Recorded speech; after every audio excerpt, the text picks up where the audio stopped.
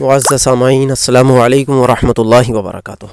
معزز سامعین، آپ کو معلوم ہونا چاہیے اللہ رب العزت نے محبوب سید عالم صلی اللہ علیہ وسلم کے لیے جو افراد چنے جنہیں صحابہ کہا جاتا ہے، ان کی گستاخی کرنے والے کا انجام دنیا میں انتہائی بیانک ہوا۔ دنیا اور آخرت دونوں میں ذلیل و خواری ان کا مقدر بنتی ہے۔ دنیا میں تو بہت زیادہ ایسے ہیں جن کے چہرے مسخ ہو گئے، ان کی صورتیں بندروں جیسی بن گئی، خنزیروں جیسی بن گئی۔ آج کا جو واقعہ ہم آپ کے سامنے اس سلسلے کی کڑی کا لے کر آ رہے ہیں، اس کے اندر ہم بیان کریں گے کہ اسی ایک واقعہ نے یمن کے بہت بڑے پادری کو اسلام قبول کرنے پر مجبور کر دیا۔ یعنی اس نے جب یہ سب کچھ اپنی آنکھوں سے دیکھا تو اس نے اسلام قبول کیا اور صحابہ کرام علیہم رضوان کی عزت کا وفادار بن گیا۔ آئیے میں وہ واقعہ آپ کے زیر نظر رکھتا ہوں، اس کے بعد میں اس کی عربی عبارت کی طرف بھی جاؤں گا اور وہاں پر بھی جا کے ایک تحقیق آپ کے سامنے پیش کر دوں گا تاکہ واقعہ کی اصلیت کا بھی آپ کو پتہ چل جائے۔ اب واقعہ کیا ہے؟ حضرت وہب بن منبہ سے یہ روایت آ رہی ہے رضی اللہ تعالیٰ عنہ کہ میں نے قیصاریہ کے ایک راہب کو دیکھا جو مسلمان ہو گیا تھا، جبکہ پہلے عیسائی تھا۔ عیسائیوں میں اس کی بڑی عزت و شہرت تھی۔ میں نے اس سے پوچھا کہ اس سربراہی کے ہوتے ہوئے کون سی چیز آپ کے اسلام لانے اور اسلام کی طرف مائل ہونے کا باعث بنی ہے؟ اس نے کہا کہ ایک مرتبہ میں سمندر میں سفر کر رہا تھا، ہماری کشتی ٹوٹ گئی اور میں تنہا ایک تختے پر رہ گیا جو مجھے لے کر چلتا رہا۔ 1 مہینے تک موجیں مجھ سے کھیلتی رہیں۔ نامعلوم میں کس ملک کی طرف جا رہا تھا، مجھے کچھ پتہ نہیں تھا۔ پھر سمندر نے مجھے ایک بڑے جزیرے میں لا کر ڈال دیا جس میں ایک بہت بڑا درخت تھا۔ میں نے پہلے کبھی اس سے بڑا درخت نہیں دیکھا تھا۔ اس کے پتے ایسے تھے کہ ایک پتا لوگوں کے ایک گروہ کو ڈھانپ لے۔ اس میں بیر کی طرح کوئی پھل لٹک رہا تھا جو حقیقت میں بیر نہیں تھا۔ اس کا پھل کھجور سے زیادہ میٹھا تھا۔ اس جزیرے میں ایک تیز بہنے والی شیریں میٹھی ندی بھی تھی۔ میں نے پھل کھا کر اس ندی کا پانی پیا اور دل ہی دل میں کہا کہ میں اس جگہ آ چکا ہوں، یہاں سے نکلنے کا کوئی ذریعہ باقی نہیں ہے کہ اللہ تعالیٰ یا تو میرے لیے آسانی پیدا فرما دے یا مجھے موت دے دے۔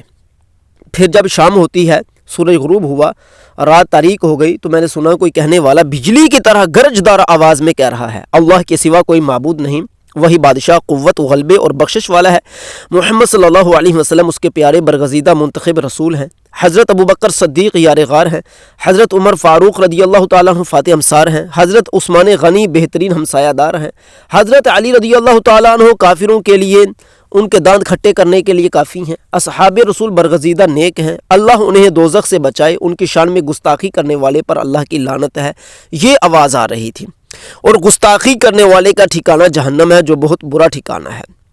اسے سن کر وہ راہب کہتا ہے کہ میرا دل پریشان ہو گیا، میری نیند اڑ گئی، پھر آواز آنی بند ہو گئی، پھر جب آدھی رات ہوتی ہے تو وہی آواز آتی ہے، پھر جب سحری کا وقت ہوا تو یہی آواز آئی، پھر جب صبح ہوئی تو سورج طلوع ہوا تو میں نے سمندر میں نگاہ ڈالی تو سمندر کے اندر ایک مجھے نوجوان خوبصورت لڑکی کا سر دکھائی دیا۔ اس کے سر پر بہت زیادہ بال تھے، یعنی وہ گھنے بالوں والی لڑکی تھی، بہت خوبصورت تھی۔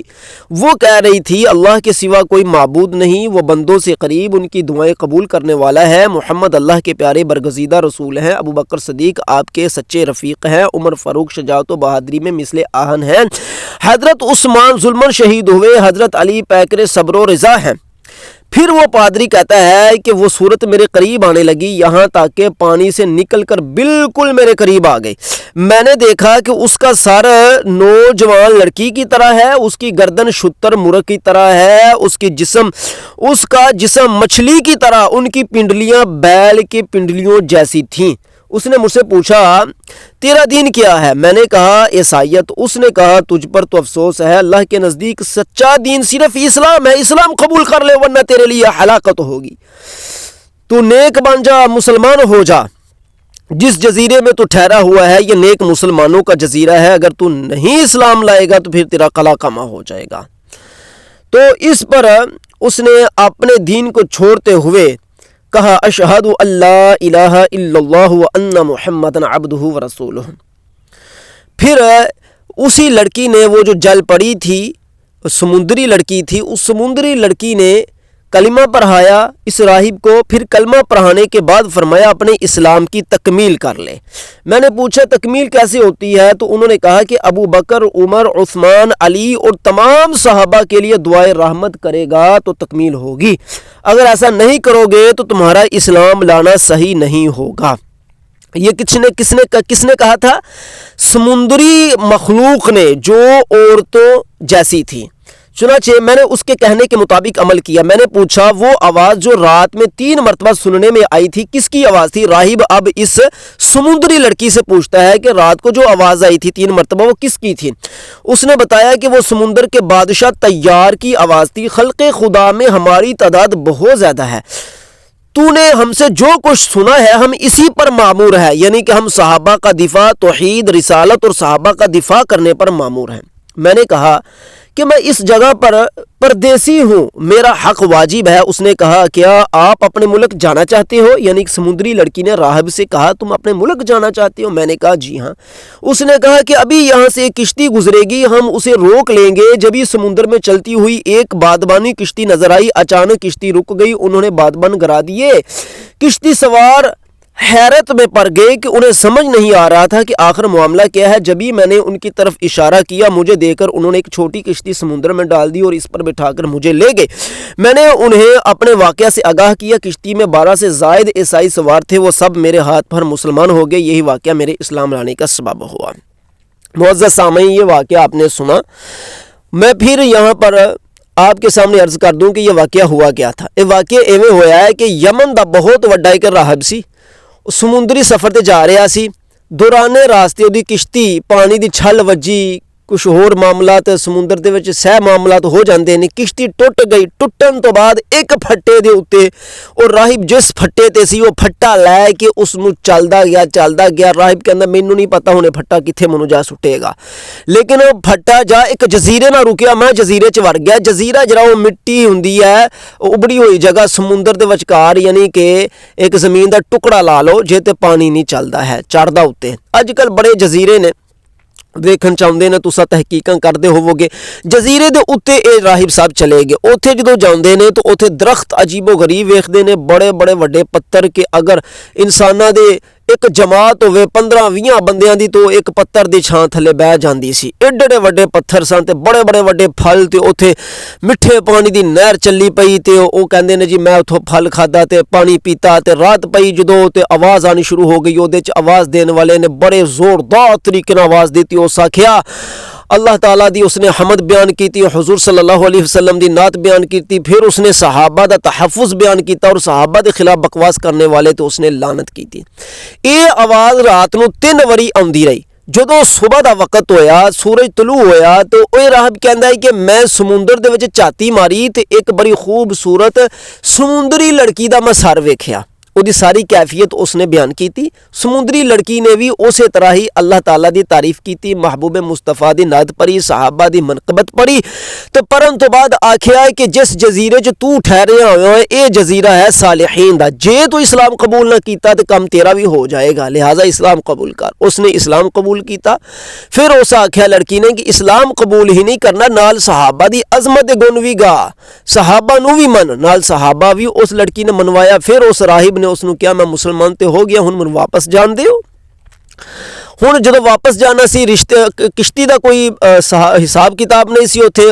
اس سمندری لڑکی نے جس نو ساڈی زبان چ جل پڑی آکھیا جاندا، اس کی کیتا کہ کشتی نو روک لیا۔ او کشتی جڑی سمندراں دے وچوں دی لنਘ دی جاندی سی، اس مخلوق نے کشتی روک لئی۔ جدوں روکی تو او جڑے کشتی والے وڈی کشتی چ آ رہے سن، انہوں نے ویکھیا کہ سامنے جزیرے تے ایک بندہ کھلوتا ہے، او سانو اشارہ کر رہا ہے، یعنی کہ راہب اشارہ کر رہا سی۔ انہاں ایک چھوٹی کشتی سٹی، او چھوٹی کشتی جڑی ہے او اگے بھجی تے جا کے اس راہب نو جڑا مسلمان نیا بنیا سی اس نو بٹھایا تے وڈی کشتی چ لے آیا۔ وڈی کشتی چ بھی 12 دے لگ بھگ عیسائی سن جنہاں نو اسلام قبول کروا دیتا گیا اور اس نے کی اسلام قبول کروایا۔ سامعین، ہن اگر میں اس دی عربی عبارت پڑھاں تسی تھوڑا جے توجہ کرو تاکہ تانوں پتہ لگے کہ اے روایت جڑی ہے اے ضعیف روایت ہے۔ ہاں جی یہ روایت ضعیف ہے, صحیح روایت نہیں ہے. ਇਹਦੇ ਵਿੱਚ ਕੁਝ ਰਾਵੀ ਨੇ ਜਿਸ ਤਰ੍ਹਾਂ ਕਿ ਵਹਬ ਬਿਨ ਮੁਨੱਬੇ ਦੇ ਬਾਰੇ ਵਿੱਚ ਲਿਖਿਆ ਗਿਆ ਹੈ ਕਿ ਜਿਹੜੇ ਵਹਬ ਬਿਨ ਮੁਨੱਬੇ ਸਨ ਇਹ ਇਹੋ ਜਿਹੀਆਂ ਗੱਲਾਂ ਇਸਰਾਈਲੀਆਤ ਕੋਲ ਬਿਆਨ ਕਰਦੇ ਸਨ, ਜਿਹਦੀ ਵਜ੍ਹਾ ਤੋਂ ਕੁਝ ਉਲਾਮਾ ਨੇ ਆਖਿਆ ਜੀ ਇਹ ਇਸਰਾਈਲੀ ਰਿਵਾਇਤ ਬਿਆਨ ਕਰਨ ਦੀ ਵਜ੍ਹਾ ਤੋਂ ضعیف قرار ਦਿੱਤਾ ਗਿਆ ਇਹਨਾਂ ਦੇ ਇਸ ਬਿਆਨੀਏ ਨੂੰ, ਯਾਨੀ ਕਿ ਇਹ ਜਿਹੜਾ ਬਿਆਨੀਆ ਉਹਨਾਂ ਦਾ ਇਹ ضعیف قرار ਦਿੱਤਾ ਗਿਆ, ਜਦਕਿ ਇਹ ਦਰੁਸਤ ਨਹੀਂ ਹੈ ਕਿ ਇੱਕ ਸੱਚੇ ਬੰਦੇ ਦੀ ਗੱਲ ਨੂੰ ਤੁਸੀਂ ضعیف ਕਹਿ ਕੇ ਤੇ ਉਹਦੇ ਤੋਂ ਜਾਨ ਛੁਡਾ ਲਓ. ਯਕੀਨਨ ਇਹ ਵਾਕਿਆ ਹੋਇਆ ਹੋਏਗਾ اور اس واقعے دی حقیقت اللہ اس دا رسول ہی بہتر جاندے نے. میں تواڈے سامنے عربی عبارت پڑھ کے تو ہن یہ پیش کرنا ہے کہ جڑے اج کل یوٹیوب تے بیٹھے نے تے بڑے بڑے وڈے فنکار بن کے بیٹھے نے تے اسلام دی دجیاں اڑا رہے نے, صحابہ تے حضرت امیر معاویہ تے اعتراضات دی بچھار کر رہے نے, قرون اولا تے بچھار کر رہے نے. یقیناً اے واقعہ انہاں واسطے کافی ہے. میں اس واقعے دی سند بھی پڑھنا, سارا کچھ تانوں دساں گا, جتھے جتھے جڑی گل ہے تانوں دساں گا, تہاڈا ضمیر قبول کرے گا کہ واقعی یار گل ایویں ہے کہ سمندر دی مخلوق بھی جڑی ہے وہ اللہ اس دے رسول اور صحابہ دی عزت و عظمت دے گن گاندی ہے, اور انہاں دی تحفظ اور انہاں دا تحفظ کرن دا حکم جڑا ہے انہاں نو اللہ پاک دی طرفوں ہے. اخبارنا ابو حفص عمر بن محمد بن المعذب أن الشريف أبا منصور الأسعد بن عبد الله بن محمد بن المهتدي بالله أخبره قال أنبانا الشريف أبو علي الحصاني بن عبد الودود بن المهتدي بالله قال أنبانا أبو عمرو عثمان بن عيسى الصموت المعروف بابن الباقلاني من خطابه وهو يسمع في مسجده قال حدثنا أبو طيب بن المنطاب قال حدثنا أبو بكر محمد بن علي بن حمدان قال حدثنا أحمد بن فضلان قال حدثنا أحمد بن محمد قال حدثنا عثمان بن عبد الرحمن عن شرحبيل بن عبد الكريم الصنعاني عن إدريس بن سنان عن وهب بن منبه اليماني قال رأيت أسقفا. وهب بن منبه یمانی پر یہاں پر حاشیہ 4 لگا ہے, نیچے حاشیہ 4 دیکھیے. وهب بن منبه بن کامل الیمانی ابو عبداللہ الابناوی بفتح الحمزہ وسکون الموحدہ ثقة روی له الجماع روا له الجماعہ, ٹھیک ہے نا, ان سے ایک جماعت نے روایت کیا ہے. یہ ثقہ راوی ہیں, یہ جو بات بیان کر رہے ہیں یہ کون سے راوی ہیں؟ ثقہ راوی ہیں, سچے بندے ہیں یہ. اچھا یہاں پر حاشیہ نمبر 1 پر دیکھ لیجیے ابو حفص عمر بن محمد المؤدب کے بارے میں, یہ ضعیف ہیں کیونکہ یہاں پر دیکھ لیں یہاں نے لکھا مرت ترجمہ فی رقمی 8 حاشیے پیچھے جی 8ویں گل گزری ہے اسی کتاب دے وچ, اوتھے انہاں نے انہاں دا ذکر بیان کیتا ہے کہ یہ ذرا کمزور راوی نے. لیکن اگے چل کر انہوں نے بیان کیتا ہے کہ جنہ کو روایت آ رہی ہے نا اس ثقہ راوی نے. ہن یہ واقعہ چلیا اتھوں میرے معزز سامعین, یہاں سے یہ واقعہ نکلتا ہے. وہ کہتے ہیں رأیت اسقف قیصاریۃ مسلماً, میں نے اسقف کسے کہتے ہیں؟ 5 نمبر حاشیہ دیکھیں. اسقف کہتے ہیں الاسقف وقد تشدد الفاء رئیس من رؤساء النصارى فوق القسیس ودون المطران. مطران قسیس یہ 2 عیسائی پادریوں کے لقب ہیں, ان سب سے جو بڑا ہوتا ہے اس کو رئیس جو ہوتا ہے اس کو اسقف کہا جاتا ہے. تو فرمایا جا رہا ہے یہ جو اسقف تھا قیصاریہ کہاں پر جگہ ہے؟ قیصاریہ بالفتح ثم سکون وسین محملہ بلدۃ من علی سواحل بحر الشام, یہ شام کے کنارے پر واقع ایک شہر ہے, ٹھیک ہے نا, وہاں قیصاریہ شہر ہے. وہ کہتے ہیں قیصاریہ شہر کے جو ایک اسقف تھے میں نے ان کو دیکھا, یعنی کہ یہ ملک شام کی بات ہو رہی ہے کہ ملک شام کا وہ بندہ تھا جس نے یہ اسلام قبول کیا, اور وہ عیسائیوں کا بہت بڑا راہب تھا. کتنا بڑا راہب تھا ذرا دیکھیے گا. وقد كان قبل ذلك نصرانيا تشير اليه النصرانيه بالاصابع ويعظمونه, کہ نصرانی لوگ انہی سے مشورے لیتے, انہی کی طرف ہر چیز, یعنی کہ ان کو اپنا امام تسلیم کرتے تھے, بہت بڑا اپنا امام مانتے تھے. انگلیوں سے ان کی طرف اشارہ کرنا, یعنی کہ ہر کام کاج کی تصحیح اور صحیح انہی سے کرواتے تھے. وہ اتنا بڑا ایک پادری تھا. وَيُعَذِّبُونَهُ, اور وہ لوگ اس پادری کی, اس راہب کی تعظیم کرتے. فَقُلْتُ لَهُ مَا الَّذِي دَعَاكَ إِلَى الْإِسْلَامِ بَعْدَ تِلْكَ الرِّيَاسَةِ, میں نے ان کو کہا, یعنی وہب بن منبہ رضی اللہ تعالیٰ عنہ فرماتے ہیں میں نے اس کو کہا کہ اس راہب کو جو اسلام لے آئے تھے, اتنا بڑا راہب تھا کہ بھئی اتنی طاقت ہے تیرے پاس کہ یہ اتنی عیسائیت کے محلے گاؤں شہر ہیں, اور اس دور میں یہ سارے کے سارے تیری باتیں مانتے تھے. تو اپنی ریاست کا، یہاں پر ریاست کا لفظ استعمال ہوا ہے، یعنی کہ عیسائی لوگ فیصلے بھی اسی سے کرواتے تھے۔ فرمایا کہ تیرا جو تو ریاست ہے، اتنی بڑی تیری طاقت تھی، شان و شوکت تھی، سب کچھ چھوڑ چھاڑ کر تو نے اسلام قبول کیا، کیا وجہ تھی؟ وہ رغبتی کفی ہے، اور اسلام میں تیری رغبت کی کیا وجوہات بنی، کیوں تو اسلام لیا؟ فقال، اس نے کہا، اس راہب نے کہا، رکبت البحر فقصرنا فافلت انا على لوح وحدی على لوح وحدی، کہتے ہیں کہ میں سمندری سفر پر تھا، کشتی ٹوٹ گئی، میں ایک تخت پر سوار ہو گیا، یعنی کہ ایک تخت پر جو تھا میں اسی پر چمٹ گیا، ایک تختہ رہ گیا، میں اسی پر چمٹ گیا کہ شاید بچ جاؤں۔